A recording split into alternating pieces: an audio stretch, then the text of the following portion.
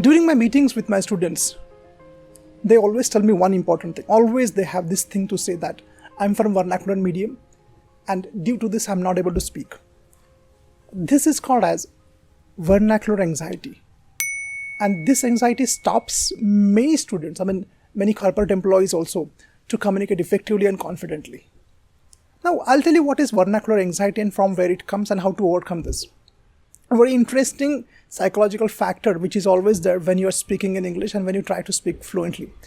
These people who come from vernacular background, those who come from village areas and those who come from vernacular background, they always have this thing at the back of their mind that I'm from vernacular medium.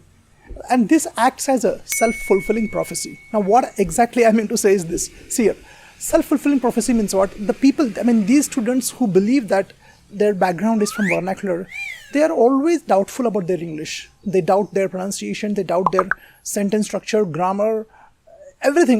They are always doubtful and they feel like whatever I'm speaking is not right. And due to that, whenever they go in meetings, whenever they go in discussions and in presentations, they're constantly checking the other person's reaction, whether that person is able to understand or not, or whether that person is reacting in a very weird way, whether he's laughing at his English, whether the English is right or wrong. And sometimes what happens, due to this doubt in their mind, they make mistake. And when they make a mistake, the other person listening to them says, "Excuse me, will you please repeat?" Or he makes some weird face. And this becomes a self-fulfilling prophecy.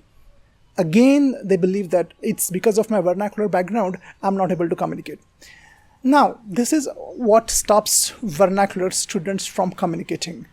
But the reality is something else. The reality is, it is not the vernacular background, but it is your thoughts about that vernacular background is a problem.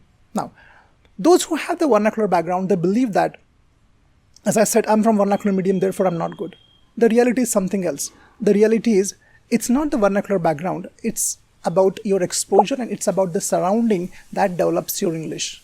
You have to work at two levels. First is your thought level. You must have the right thoughts. You must have the thoughts which are realistic, which are logical.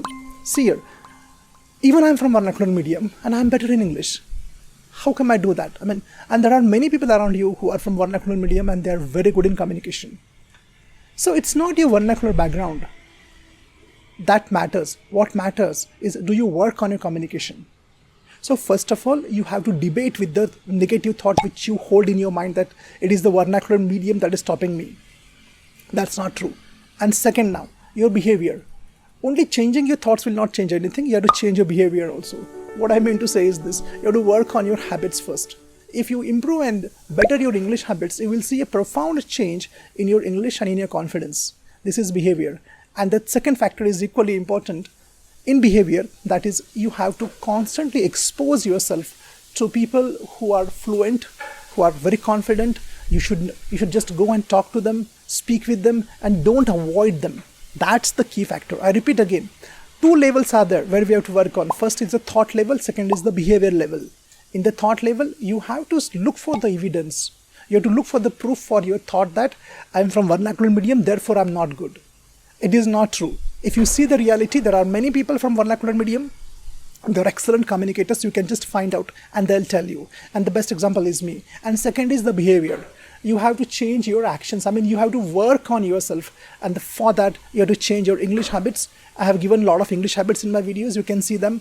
And second factor is you have to go and talk to people who are more fluent. And when you talk and when you interact and when you speak in meetings, your belief that I'm from vernacular medium slowly will subside and it will evaporate. In this way, you have to work on yourself. So next time, stop saying that I'm from vernacular background. It is not going to take you anywhere.